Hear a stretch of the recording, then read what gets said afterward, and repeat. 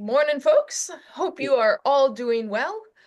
Before we jump into our scripture for today, we're talking about David.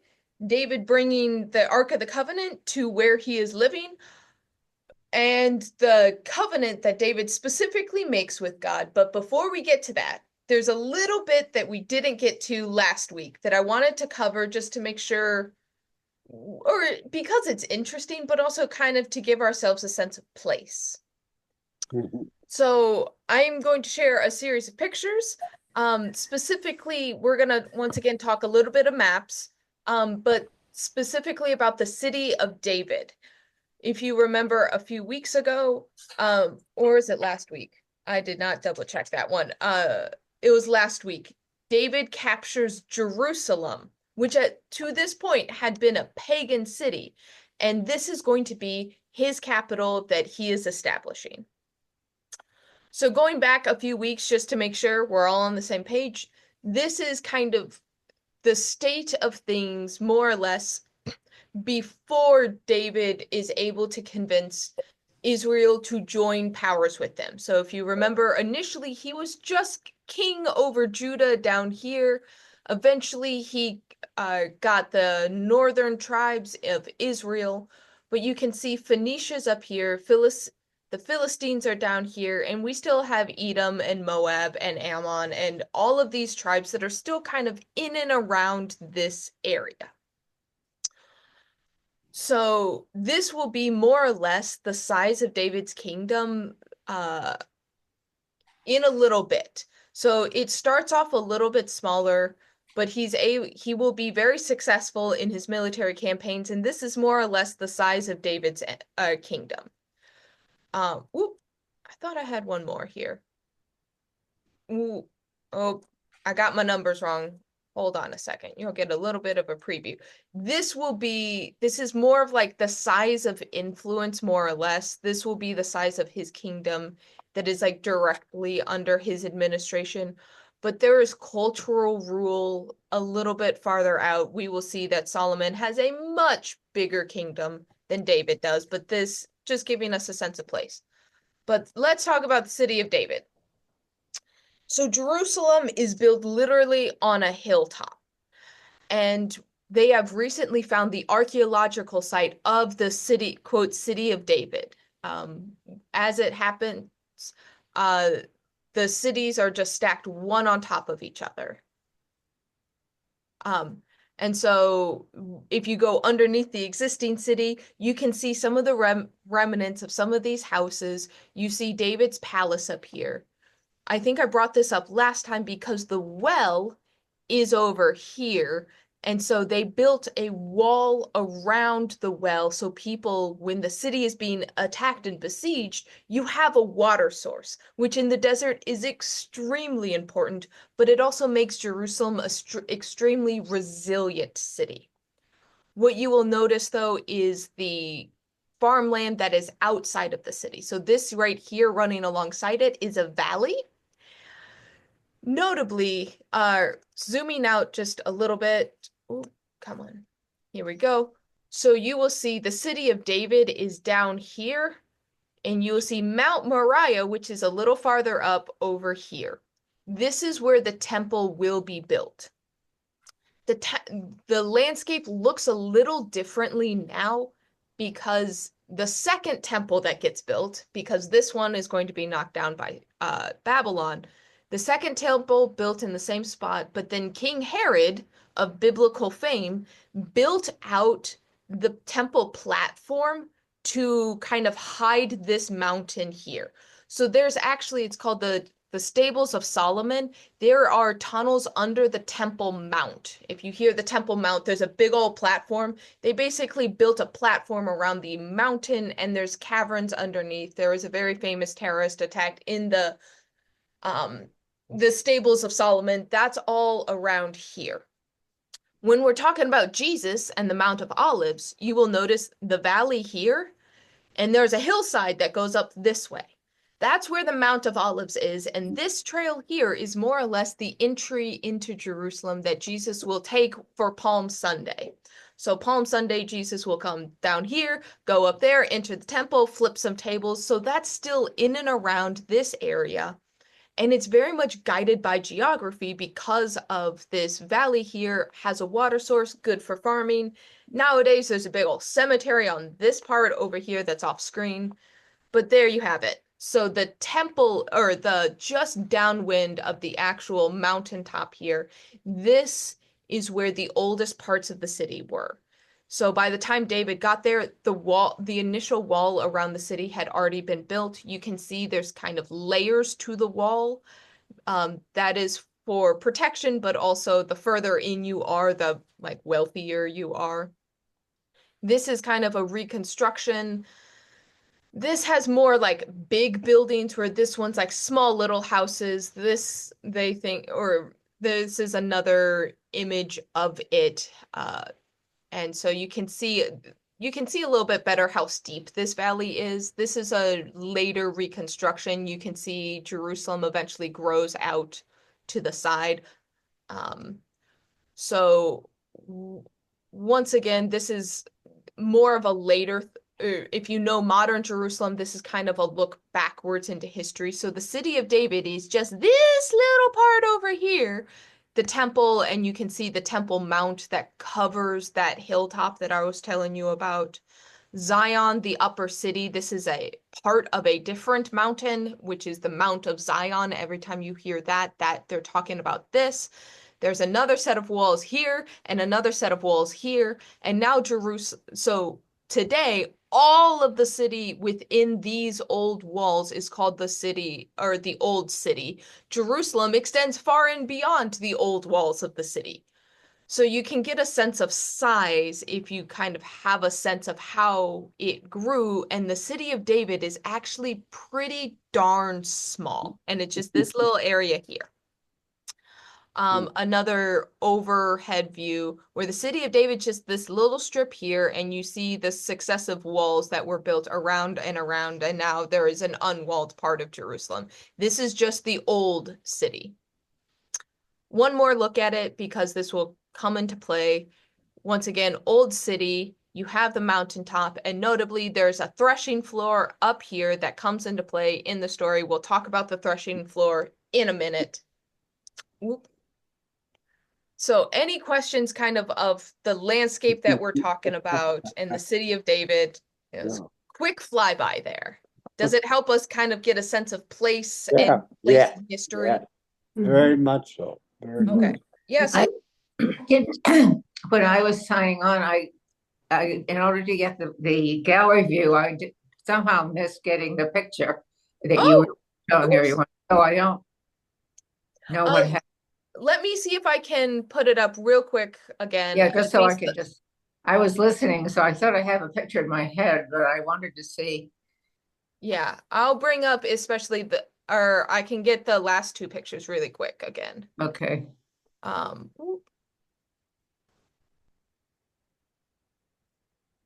Here we go. So this is the city of David. Sue, you will see to the right-hand side, there's a little path down here. That's the valley. This is the top of the mountain where the temple will eventually be built. But this little area is the city of David. David's palace is kind of at the uppermost part. But in the context of modern Jerusalem, that area is just this little piece here where Jerusalem gets to be much, much bigger over time. When the person it's there, it sounds like they're talking about in this chapters, these two chapters, they're talking about building David a house and also building a temple, but do they get around to doing it, or is it Solomon who does it? We'll get to that in a moment. Let's walk ourselves there through the story, but we will talk a lot about the promises that are made, and specifically all the talk about houses and back and forth and all of that jazz. Okay, thank you very much. Of course. So the beginning of our story is moving the Ark of the Covenant from the place that it's been for the past while. If you remember back in 1 Samuel chapter 6, the Ark of the Covenant got brought out to a battlefield because they thought it would help them in battle. And then the enemy captured it, plagues came upon the enemy and they just put it on an ox cart and like sent it back, if you remember that. Mhm. The ark has not moved since it was regained. It's just kind of been at some guy's house. And so now David has been anointed king of all Israel and Judah. And so his next move is, I'm going to bring God to be by my side. So why is this a strategic move for David to basically bring the holiest relic to what he wants to establish as his capital city?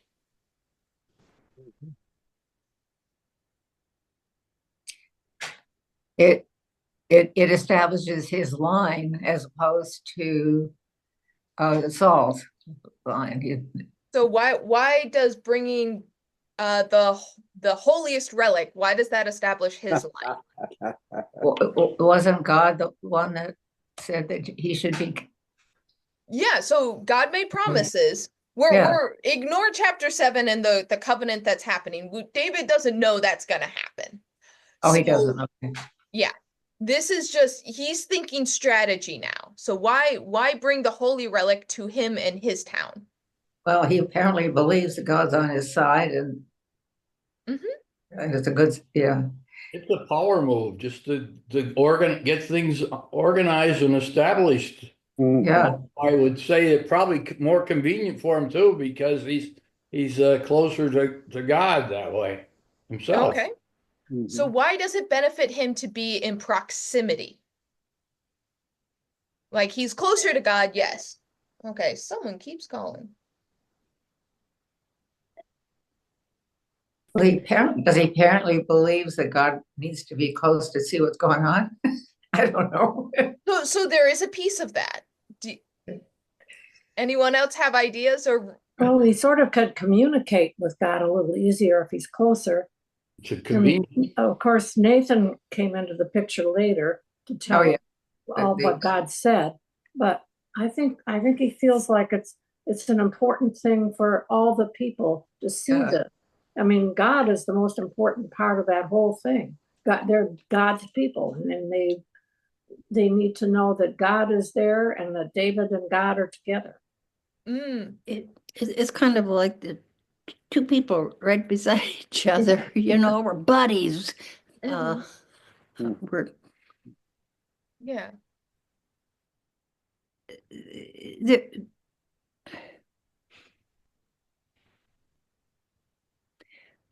I It think seems to be a natural thing. He's establishing this new country, and it's under God. He's bringing God to be part of it, right? So it seems like the appropriate thing to do. So strategically, there's a few things, or so you all are dancing around it. I think you're hitting at it.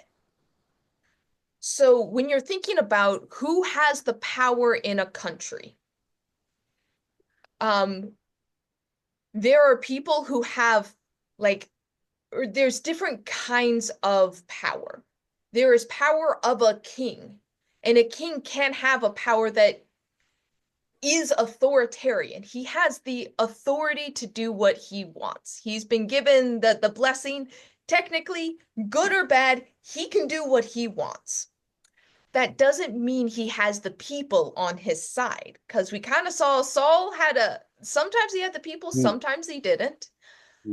But you have also religious power, and religious power often critiques authoritarian power. And so Saul, when Samuel was on his side, Saul and Samuel went places side by side. And he had religious power and that kind of kingly power put, like, religion and might were together. Granted, Saul never fully established a capital. He had like a base of operations, but he didn't have a capital city. And God's location, or God still was kind of just in and around the people. The Ark of the Covenant kind of did its own thing, but he never brought the Ark of the Covenant next to him because he had Samuel next to him. And Samuel was that direct connection to God. What David is doing is he is in some ways, you could see this as him skipping the prophets and the priests, and he is having God sit next to him instead of a priest sit next to him. If you think about European church history and kings, there has always been a battle of, does the Pope choose the king or does the king choose the Pope? That's why we actually have the conclave, is because kings were trying to choose the Pope. And sometimes the Pope was choosing kings. And so there's always this balance back and forth, especially when you have one religious figure and one kingly figure who actually holds the power. And by doing this, David's actually grabbing the authority of religious power. And so he is seating God next to him and kind of puts it under royal supervision rather than God and the priestly class being in a different city that can say, like, I don't have to listen to you.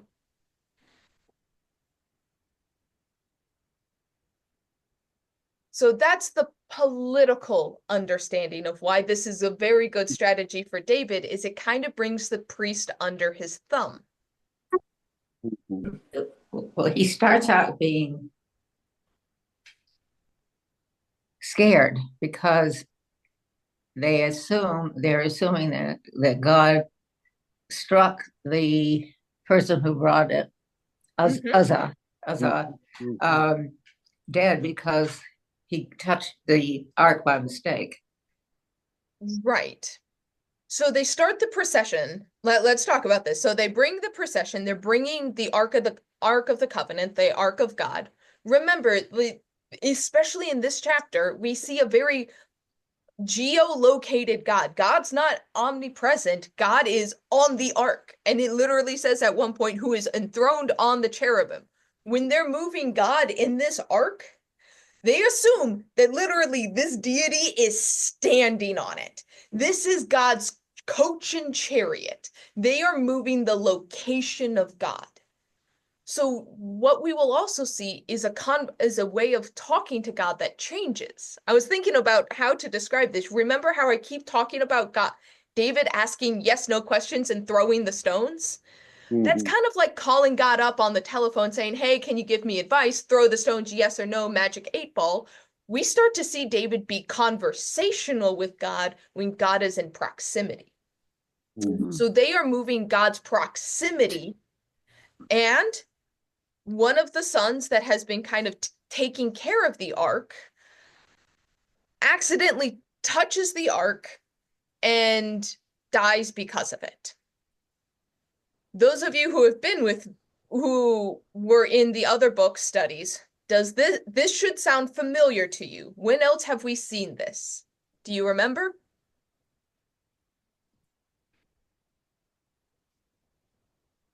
Well, there was that idea that if you look directly at the face of God, you would die, But somebody did die from touching something. Correct. Yeah. Oh boy. I don't remember that. Yeah. This one was a while ago. It was back in Numbers. Oh. That they were doing a big old party, and two of Aaron's sons got too close with their incense offering and they burst into flames. Oh. So this is not meant, in their worldview, this wasn't God being mean. It's not like oh, you touched me. Oh man, you die because I don't want to be touched. It's not that. No. Why is it dangerous to get too close to the ark? Because God is there. And Yeah. You can't get close to that type of power. Unless, what's the unless? You can't get too close to it unless. What, you're a priest or Shania? It hasn't been clear to me what the unless is. You have to completely obey what God says to do. But so these things were accidental. Here is this is the metaphor that I used when we have talked about it before, because I think it helps us understand the ancient worldview versus our modern worldview. So in the ancient world, holiness is so holy that it has a sense of danger to it. Humans are not holy inherently because we have what the text will call sin. As Christians, we often think of sin as things we've done wrong that offend God, that God should throw us in prison for. That's not really how they understood it. I describe it like how you get plaque on your teeth. You get plaque on your teeth from eating food. As humans, we need to eat food and we're going to get gunk on our teeth. So every night we have a ritual of brushing our teeth to get all that gunk off of our teeth to keep it relatively clean. But a couple of times a year, we need to go to the dentist to have the stuff that's really hard to get off to get really scratched off. And sometimes we have a little bit of a rotten spot if we like too much sweets or if we drink too much coffee. And then we have to do an extra ritual to get rid of the bad gunk, which we would call a cavity. That is how they thought of the human experience. That going through your human life, sin was kind of just like this human plaque that got on you. Sometimes you needed to do an extra ritual because you did something extra. Sometimes it's giving birth. Giving birth had that a little bit more plaque and you had to do an extra ritual for it. Sometimes maybe you did something really, really bad. You stole something and you want to be right with God. There's an extra ritual that is kind of akin to a cavity filling. You have to go above and beyond to get that fixed. But once a year, you have the Day of Atonement, which is kind of like going to the dentist and getting that deep cleaning to get yourself right with God. So it's more like a plaque and a substance from being human that everyone just gets on themselves no matter what. And they have rituals to clean themselves. Yeah. But in their worldview, it would be akin to if your teeth aren't clean enough and you ate a certain food, your mouth would explode. Because it's one of those that if you had too much of that like human experience plaque on you and you were too close to God, that human plaque would literally burst into flames. And so you had to do rituals to get that human plaque off of you in order to be close to God. And so this guy touched the ark without doing the rituals to get that like sinful plaque off of himself. And therefore he was in danger just because he wasn't holy enough, because he hadn't done the rituals. Yeah, Larry? But it makes God look like a very punishing sort of person because the guy touched the ark because the carriage was unsteady. He's trying to help.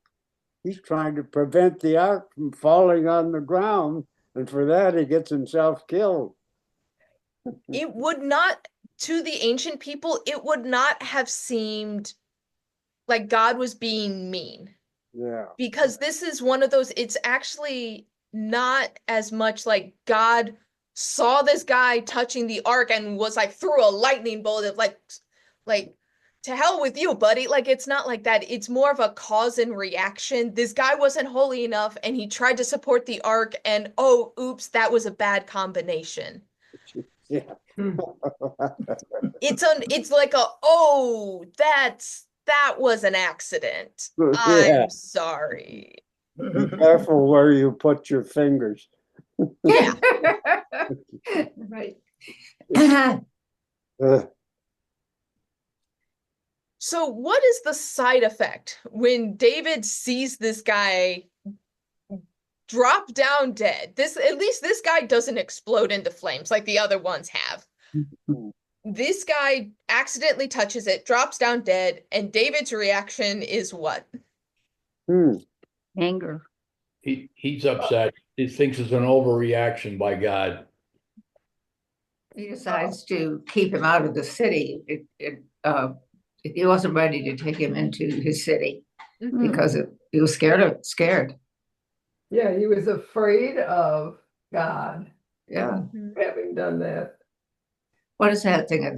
The fear of God is the beginning of wisdom. No, I'm not. I don't know where that comes from. There is something in me. That is in the Confessions. Okay. I forget which confession. I'm not going to misquote and guess, but that is in our book of Confessions. Oh, okay. Yeah. So, yeah. Was someone going to say something? Well, I was just saying, yeah, David said, look what happened to this guy. You want me to take care of this thing? You know, what happens if I touch it by mistake? Yeah. So So is Well, he delays the trip. Mhm. do you all think that this is a healthy realization for David, or do you think he's being a scaredy cat? He's Well, being Scared. cautious. He's being cautious. yeah, I it's a think reminder. I think he has good reason to be afraid. Yeah. Yeah. So Yeah, what I this think Larry's right in that it's a reminder. It's been some time now that, and God is reestablishing those harsh rules Mhm. as he's being as the covenant's being relocated. So I thought there's some logic to reestablishing the rules. Mhm. The other thing I see this as is a little kid reaches for the stove. As a parent, what do you say? Don't touch that. But there's always a difference between obeying your parents because you obey your parents Mm. and not touching the stove because you got burnt. Yeah, yeah. Not yet. Thank you. The um the wisdom in the kitchen becomes with a healthy fear of the stove. To take that wisdom from our or from our confessions and like get a real life example. The stove isn't angry at you when you touch it when it's hot. It's just consequences of touching a hot stove, and you need a healthy fear of it. Not to like make you not use it. If you are debilitated by cooking, you're gonna starve. But you need a healthy respect of what a tool can do. And that's what I see here is all this is God almost saying to David, I'm not a plaything. I'm not just some fun little relic. There is danger if you don't respect me. And so does that change it if it's more of a putting David in his place to have a healthy fear of a deity? Yeah, Gretchen. I wonder if there's a sense too that David realizes bringing the ark into this place. These are not. It's not just him. It's all the people around who are maybe don't have a healthy respect or Yeah. are going to take chances or Mhm. Mhm. Right. He's they maybe responsible. didn't all hear about Uzzah, you know, Yeah. miss that story. And All of a sudden you're like, oh shoot, I'm responsible for a lot of people, and I thought this was a really good idea, but I don't think I did enough prep work for everyone to be ready for this. Mhm. So David decides to call off the ceremony. We're gonna leave it with this at this place for a little bit. It is Obed Edom the Gittite. Um, and the ark stays there for 3 months. And then at a certain point, David's men, his advisors, his military guys, look over and see that Obed has just profited. Everything good has happened in the world. And this is something we've seen a lot, that when the Ark of the Covenant's nearby, good things happen because God's there. God's paying attention. God, if you're taking care of God, God's gonna bless you. And so his leaders are like, hey, David, It would be nice to get some of that blessing. So can we reconsider the idea of bringing God here? Because that'd be nice. And so David goes round 2 with bringing the Ark of the Covenant into the city of David, Jerusalem. Mhm. So what does he do this time that is different than the time before? What? He makes sacrifices. In other words, he's doing what he knows are the rituals. Yeah. So here's the fun part. Who are the sacrifices for? Why is David walking 6 feet, sacrifice, walking 6 more feet, another sacrifice? Why? Because nowhere does it actually say to do this directly. Yeah, Gretchen, you had a thought? Well, I was just thinking, what a great feast this was. This really adds to the whole experience. I mean, wow, food and dancing and music. Whoa. Yeah.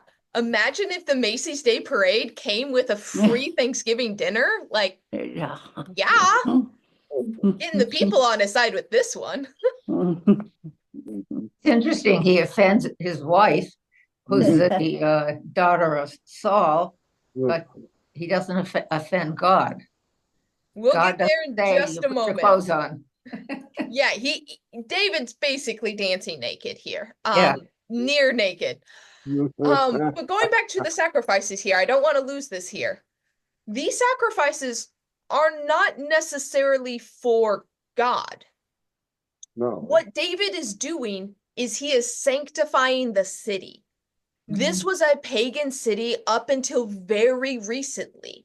He took it over, kind of tossed out the other deities, but this site would be ritually impure, which is why it would have been dangerous to bring the Ark of the Covenant to a very recently pagan city. So what he's doing is doing the sacrifices to make the city holy enough to be able to contain God.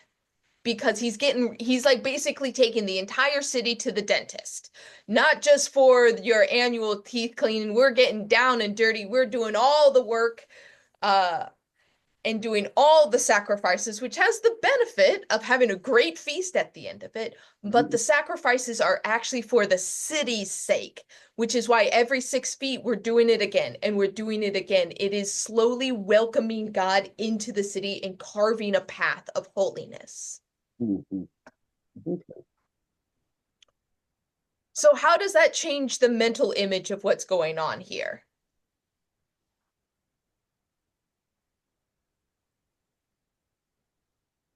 Okay, you know what? I just have I've probably missed this. Is the ark going first and then David following, or is David at the head of the procession? I believe David's at the head. Okay. If I understand this correctly, I believe David's at the front. But there's another thing that is interesting here, and that David is the one making the sacrifices. Is that what we would expect given the previous stories that we've read? So he's taken on the priestly role also? Yes, he is. Huh. It takes quite a while to do all of this, and the draining out the blood and all this. This is days. So here's the other thing. Let's actually talk. Okay, now let's talk about the second half of it. So we're doing sacrifices. My guess is there's a system because, yeah, if you had to wait for the blood to be drained every single time, this is going to take ages. So I'm going to hope David did something to move the procession along. But there's also dancing, people coming out with tambourines and with drums.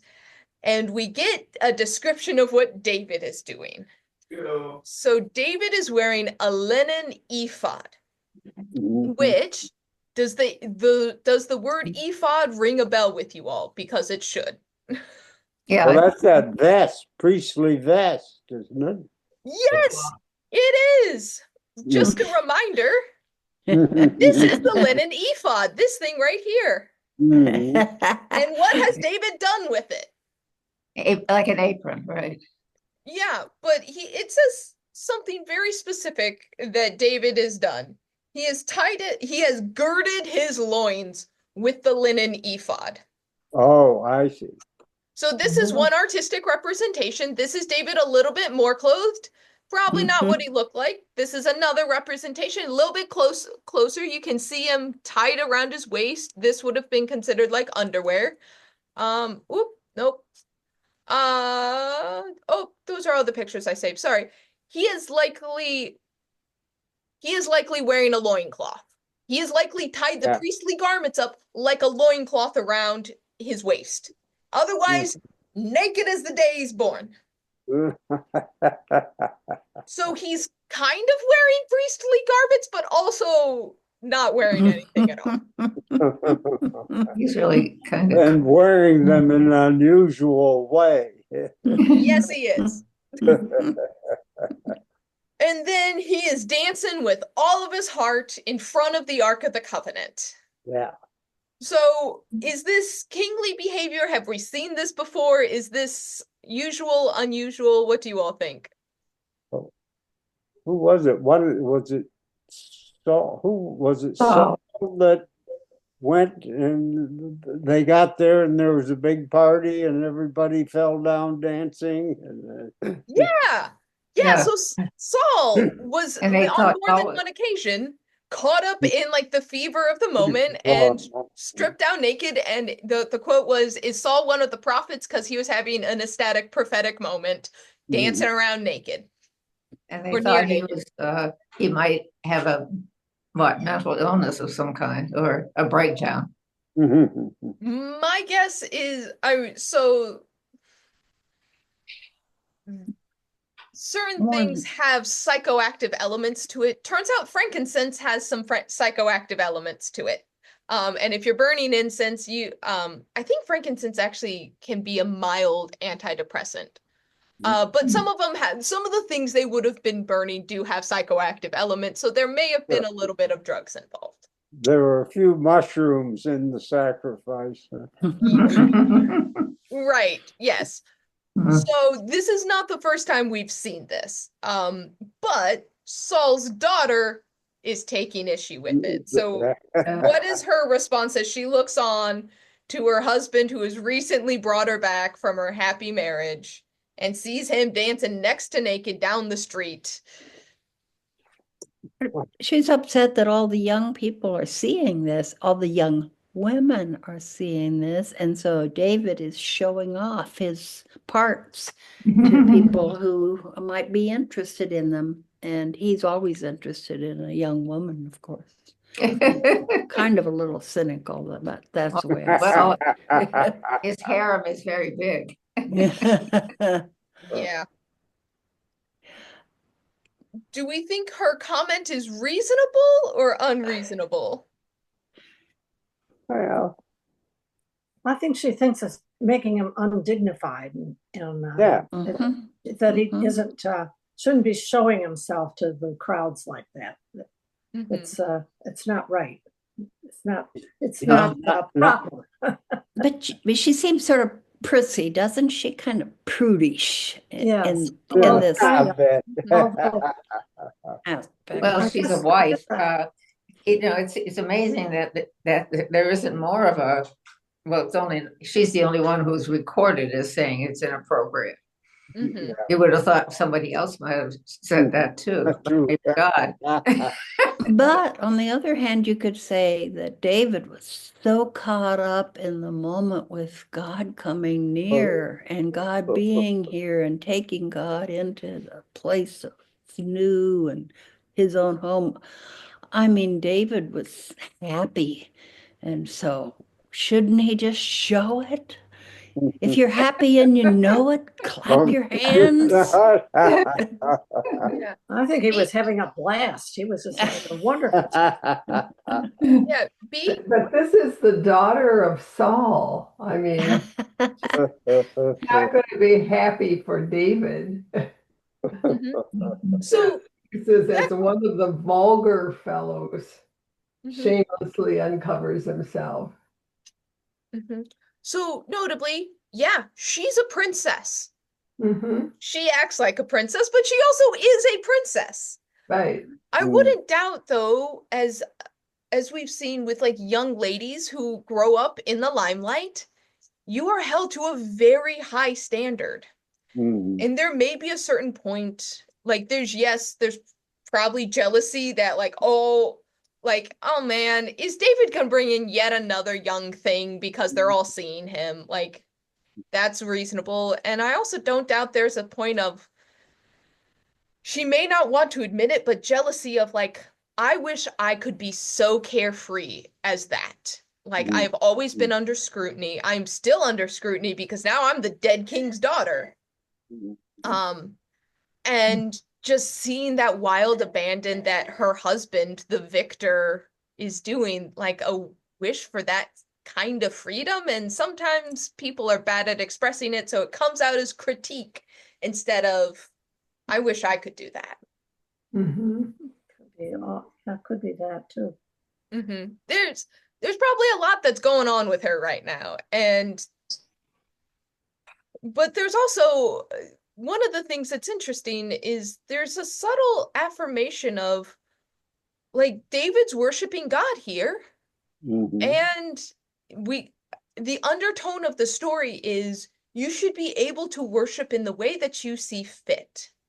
Mhm. Which is interesting thinking about the times, at least in Christian culture, where people have been derided for being too much in worship. Which is why Presbyterians are said to be decently and in order, is because some people were worshiping in an undecent and unorderly style. And just thinking about what does it mean to critique other people's forms of worship or not?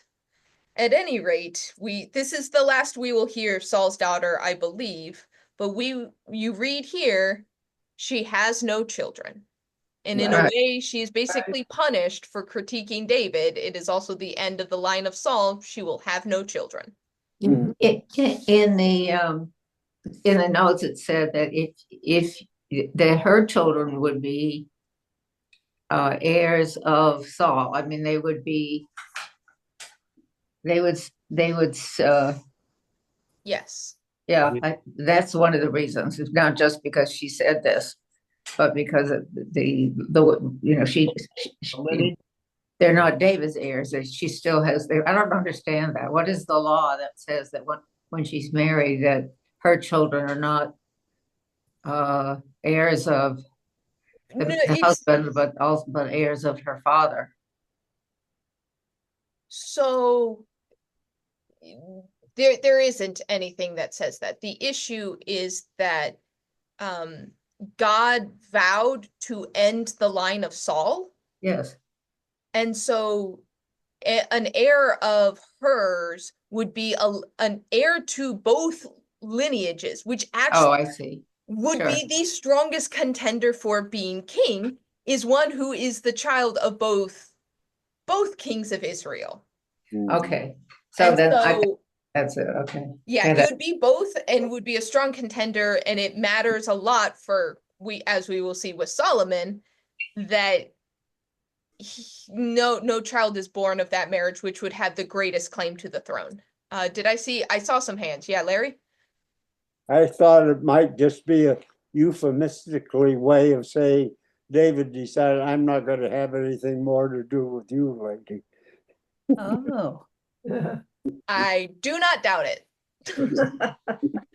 That I can neither confirm nor deny, but that sounds exactly like something the text would do or ancient people would imply. Right. that's an interesting point. So it is unfortunate, though, that she was taken from a husband who was crying and following her and loved her, and now she's kind of in this. I don't think she had a happy life, unfortunately, from this No. point on. No. Right. Well, and evidently the marriage we don't see much about the marriage to David, the initial, all we see are the foreskins that are given so that, Yeah. but we don't see, there's doesn't appear to be much of a connection ever, or is there? I don't know. I mean, it's the first wife, but It was said initially that when she was at least a teenager, she adored David. But it seems like maybe in adulthood, she resents him. And I don't blame her, frankly. I think she's a casualty of the story. Right. But with that, let's continue on and get to another beefy part of our section for today, the covenant with David. So, now that God is in proximity, close by, we get the introduction of a new character who's going to come up again, the prophet Nathan. So this is filling the roles of Samuel in some ways. Nathan has direct conversational dialogue with God. And he evidently is in David's inner circle, and David almost feels guilty. He's like, oh, look, I have this lovely palace. I have a house of cedar. God's in a tent. Specifically a tent on the threshing floor. Oh, this was the last set of pictures I had for you all. Let me pull this up real quick. So you all know what a threshing floor is and why it's being chosen, as a location for God. oh, bread and wheat and all that stuff too. Isn't there? So real quick, a threshing floor is a big area. You have the wheat, and you basically bang the stalks of wheat. You put it in a big pile. The oxen are walking around to kind of like break apart the different pieces of the wheat, break it apart from the stalks and the shells and all of that. So the threshing floor is this big place. The thing is, so here's a picture of it, like throwing the wheat around, having the cows pull things on top of it to kind of break it apart, and in the end, you're left with the grain at the center.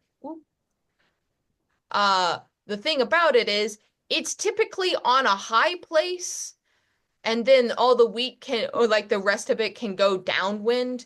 And so if you see, this is a great spot to put the Ark of the Covenant so everyone can see. So it seems like threshing floors are often in high places. So this is just a good spot to put the Ark so it is very visible. There isn't like a building around the threshing floor. The threshing floor is literally open air. And so David has put a tent over this. The threshing floor is also solid, so you can put the table there and put the ark there, and it's all good. But David has a moment of panic because he's like, I'm in this lovely palace, and God's in a tent. So maybe I should build God a house. And initially he checks in with Nathan. Nathan says, yeah, good to go. Go build God a house. And then that night, God talks directly with Nathan, and he has a lot to tell David. So what do you take of this initial thing? There's a long monologue. What are the things that pop out in this monologue that Nathan is supposed to tell David? What's going on here? Because there's a lot of wordplay happening. Well, he probably says that God moves, and God doesn't live in a tent. You can't confine God. There's a little bit of that.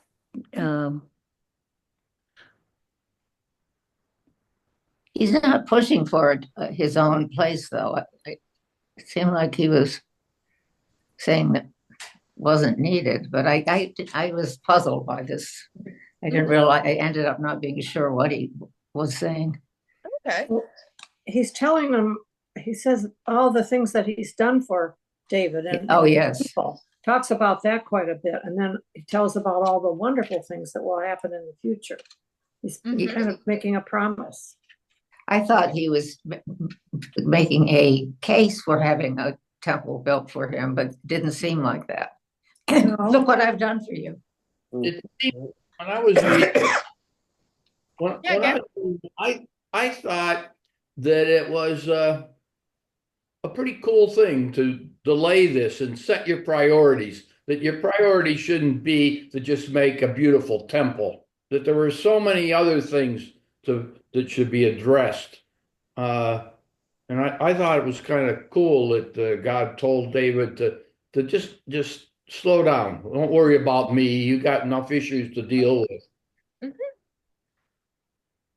So the wordplay that's going on here is what is meant by the term house. Yeah.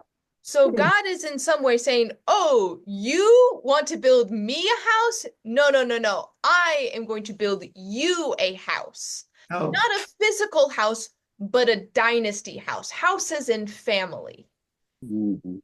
oh, So that's the funny wordplay back and forth, is house is being used in many different ways. And it starts out by, as you all commented, kind of recounting God's deeds. Oh, yes, I have done this. I have been in a tent. I wandered with you. Like, I have been houseless, but I've also been amongst the people. And that seems to be a big thing for God, is like, I've been with the people. I could have asked for a house before. I have never asked for a house. This is not a problem. First, I'm going to make you a house. I'm going to set up you and a dynasty. And so there's a few promises that God makes. So there is a dynasty. So that's the easy one. God will establish David's house forever. What are some of the other promises? Because there's really three big promises that are hiding here. So house, kind of like promising descendants. What are some of the other things? Well, I will be a father and he shall be a son. So we have a relationship, yes. Yeah. Mhm. And he's protecting him from all his enemies. Ah, yes, protection. Mhm. But he's going to punish him if he does something wrong. Hold on to that thought. We'll get to that one in just a moment. So there is punishment here. There's kind of one more thing. Look at verse 10. What's being promised there? Is this the offspring? Verse 10, let me look at it. Well, they're going to have their own place. oh, yes, they will be disturbed no more. I underlined this and I thought that's what they go to now. So I'm going to say this a different way, and those who were with me in Genesis, see if this scratches a bell or rings a bell. Descendants, land, and blessing. Abraham. This is the Abrahamic promise. I will establish a house for you, David. That is descendants. That was the same promise that was promised to Abraham. You will have a place appointed. Same place that was promised to Abraham. Abraham was said, hey, this is going to be your land. And then you will get rest from your enemies. And there's a bunch of other things that could be considered God's blessing. So the last time we have had the covenant in kind of those terms established in those terms was in Genesis with Abraham's family. So this is kind of renewing the promise and the covenant with Abraham with David. So that's a pretty far back that's a pretty long callback to call back to Abraham's promises, but God's making it again with David. How many years post Abraham are we now? Oh goodness, I would have to look that one up. I do not know offhand. It is a long time. Yeah.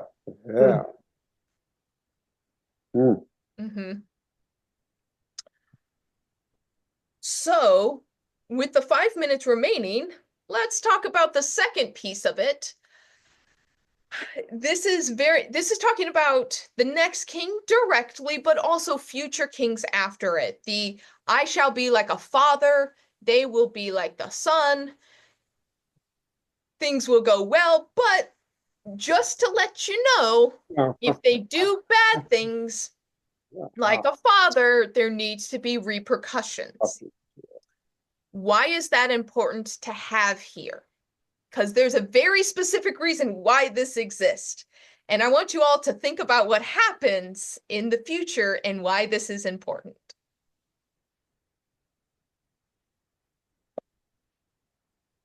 Bad So things do happen.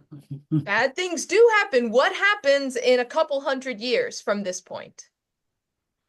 Well, exile, but before that, even the division, the kingdom is gone. The kingdom of David and Solomon is split up, divided, asunder. Um, Yep. So by the beginning of First Kings, which is the next book after this one, so Second Samuel will cover David's reign and King Solomon's reign. But by the Solomon's sons are not able to keep the kingdoms together and they will split. And you'll have a series of good kings and bad kings. In the south, in Judah, it's normally like good, good, good, bad, good, good, good, bad, good, good, bad, good, bad. In the north, it's just bad, bad, bad, bad, bad, bad, bad, bad, bad king. So the northern kingdom has a series of very bad kings. And when empires come and attack, what happens? The northern king falls to the Assyrian Empire, and Judah will fall to the Babylonian Empire. So way back here, when we're establishing the terms and conditions of David's covenant, David, you and your descendants, I'm going to be like a father to you, but if your descendants do things wrong, I am going to have to punish them. Sorry. And then then his descendants do things bad. And they get punished. So, B, I remember you were talking to me in coffee hour and you said, I don't know why this book exists in the Bible. Why do we have the tales of the kings? This is why. This is actually one of the most important verses in David's story, is an explanation of why Judah lost. Why were they exiled? God was on our side. How could God lose? The explanation? God didn't lose. God punished. Right. So this is the explanation put in way before it happens of why the exile happened. So, but that is in the history, and it seems like in the Hebrew Bible, the when anything goes wrong, it's punishment, and then they have to. They don't ever blame God for anything. That's not. It's always their fault, and they're being punished. Right. It's never that God's weak. It's that they did something wrong. Right. Yeah. So the question is always, who writes the narrative? Who does this narrative benefit? Why would that be the result? Is that the kings didn't do what they were supposed to. They didn't follow God's word. Therefore, as a collective, the kingdom was punished. Who likes that narrative and who doesn't like that narrative? I think I was telling the priestly, but what happened to the priests? They died. Oh, so they didn't write this. It isn't this. This isn't the. The ones that, okay, that was a little bit dramatic. Some priests died, some did not. The priests that lived got taken to the court of Babylon, and then they were court scribes because they knew how to read and write. So they were elite people that were taken as specialty slaves. So like they didn't die out, but that's who put this together. Is the people who could read and write. They took these stories with them and they compiled them in exile. And that's why we have the final form, and why, especially in Genesis, you have a priestly source. Yes. It's because the priest kept a copy and then finished, or then put the whole thing together.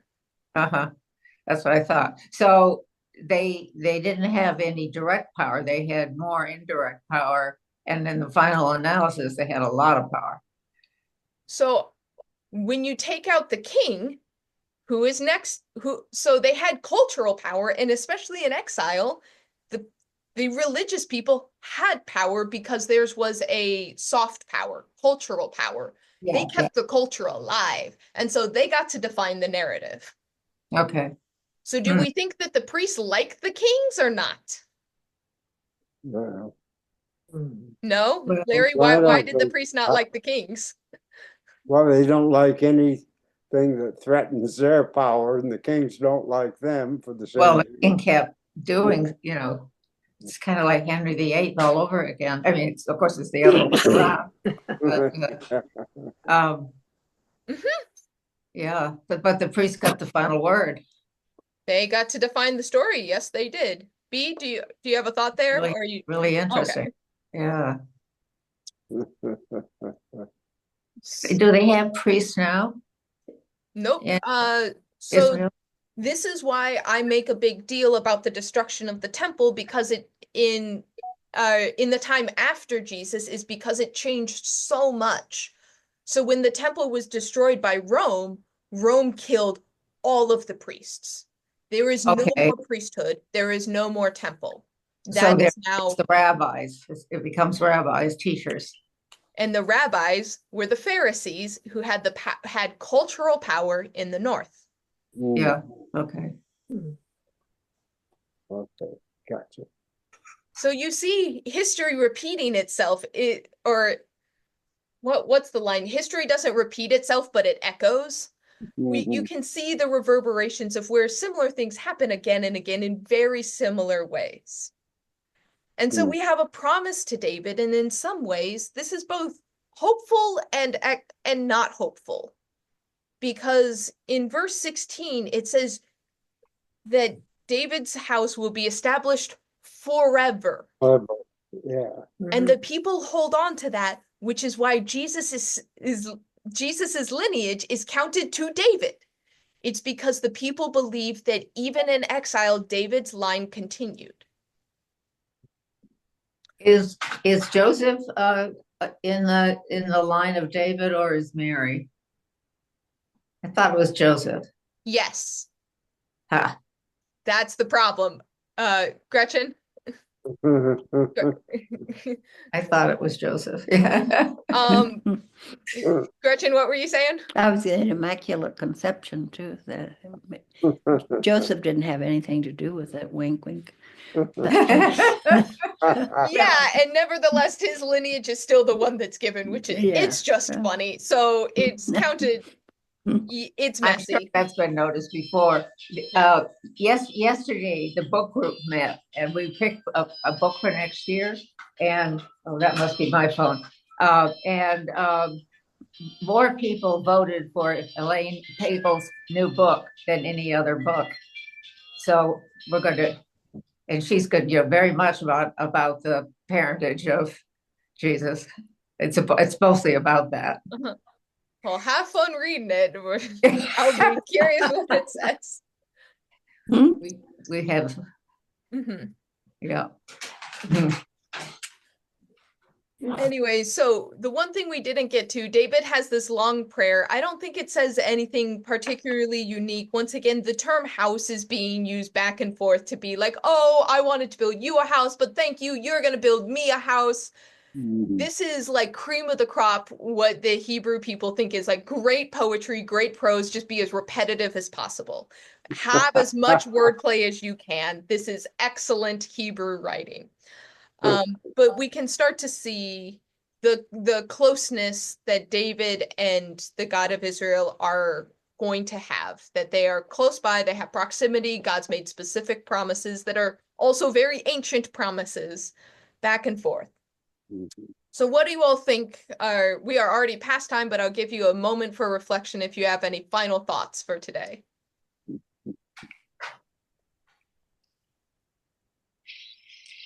And they always look back on David's time as the golden age. It was the best of times. Later was the worst of times, but the time of David, although historically it figures very little into any secular kind of historicity, but for them It's all David. Yep. Yeah, I think that's an important thing to point out is I would have to double check to be sure, but I don't believe David or this kingdom is mentioned in any of the secular sources we have. This is kind of like we are out of the realm of true like folklore that's really the early sections of the Bible. We know that these are historical figures. We have found the city of David itself, and so like we know the historicity of some of this, we can corroborate some of this, but it's still a tiny kingdom in a backwater nation that no one pays attention to. Mhm. This nation will be mentioned eventually in historical sources, but not right now. This is a blip on the map when it concerns the rest of the world, which I actually think is interesting in the thought in thinking of to David's prayer of like, who are we? That we have a deity paying attention to us? Us? You're gonna drive out our enemies? Whose God does this? We are a tiny little nation, and you have found favor with us. And yet it's very, to me, when I'm sitting here, it's very significant that God has made such a covenant or partnership with one person.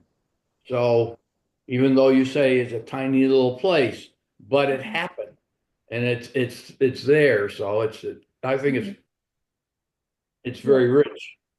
It Mhm. is. And we're a fun group with lots of song and dance. Right. Alrighty, folks. Well, that's a great thing to close on. So let's close with a word of prayer and wrap ourselves up for today. Let us pray. Loving God, in the same way that you paid attention to the people of Israel when they weren't powerful, when they had very little to offer the rest of the world, when they weren't strong or mighty, but just a tiny nation of people who are dedicated to serving you. In the same way, we ask that you pay attention to us. In the grand scheme of things, we are not the world leaders that will make it down into the annals of history, but we trust that you look after us and you care for us and you will take care of us in the same way that you took care of them. So help us know our part in the history to play. Help us know how to love boldly so our love extends far beyond ourselves. Help us serve each other and help the world see how to serve each other as well. And so may we shape the world in your love and in your service, and that our lives may be a part of that grand plan. So be with us now and through the week. In Jesus' name, amen. Amen. Thank you, Chris. Thanks, Chris. Thanks, Chris. All right, take care, everyone. Okay. Aha.